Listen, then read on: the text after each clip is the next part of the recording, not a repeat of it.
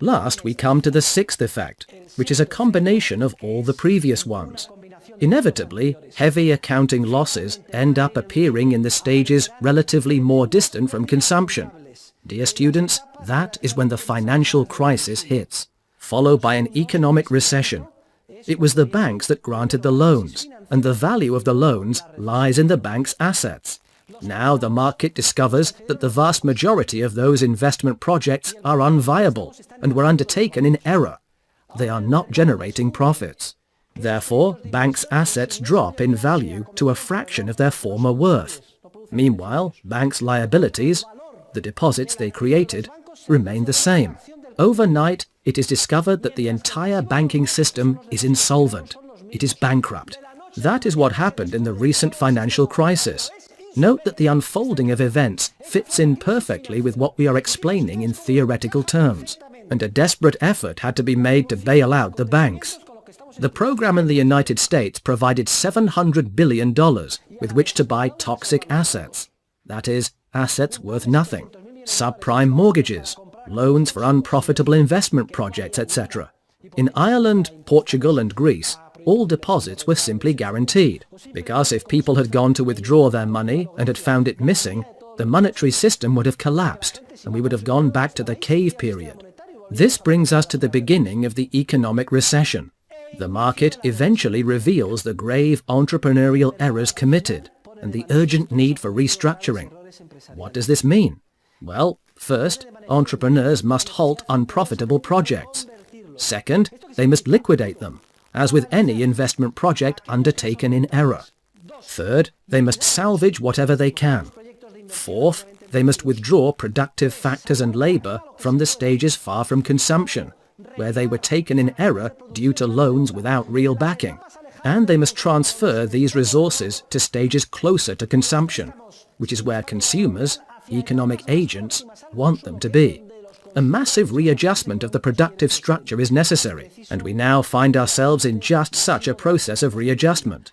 It is precisely what the economic recession or depression consists of. Take note.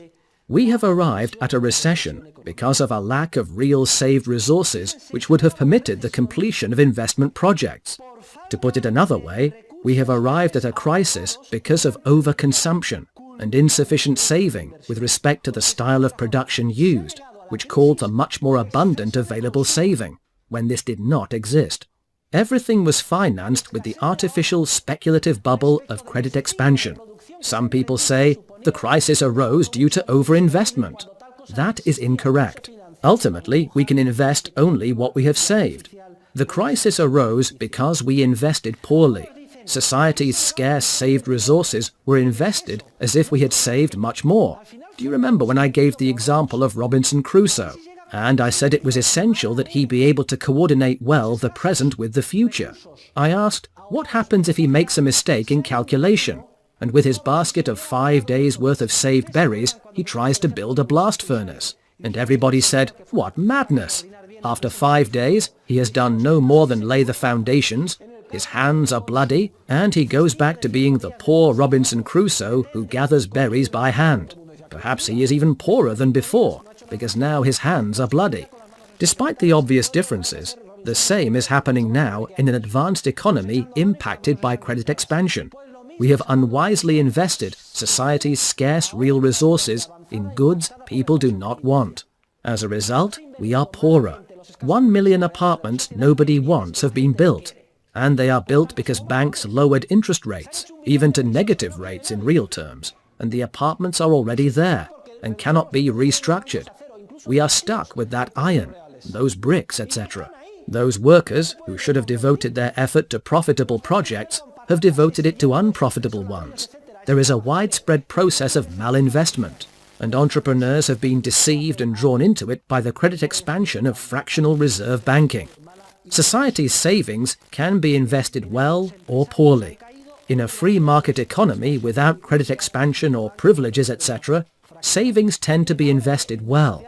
However, if the essential signs entrepreneurs receive are distorted, then for very prolonged periods of time, savings can be invested poorly. And sooner or later, the market, which is very efficient, detects that.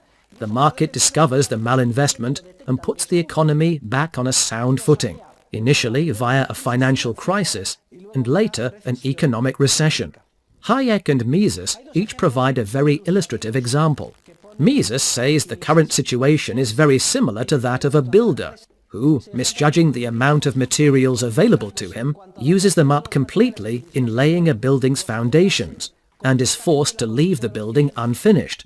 Hayek talks about the imaginary inhabitants of a lost island who, having undertaken the construction of a huge machine capable of satisfying all the needs of the population, exhaust their savings and capital before finishing it, and have no choice but to temporarily abandon its construction. Well, that is precisely what happens in real terms in an economy distorted by credit expansion. In the end, what do we have once the 6 effects have appeared? A much flatter economy. Following the crisis, we have a productive structure in which, because more money has been injected and the proportion devoted to consumption remains the same, consumption is much greater in monetary terms. Consumption is 132 units, but there are only 5 stages, not the former 7. And what has happened to everything in stages 6 and 7, and to the widened portions of other stages? That has all disappeared, because it is not profitable, and the workers have lost their jobs. In Spain, for instance, 5 million people are out of work, because they are on their way, so to speak, to being redirected to profitable stages.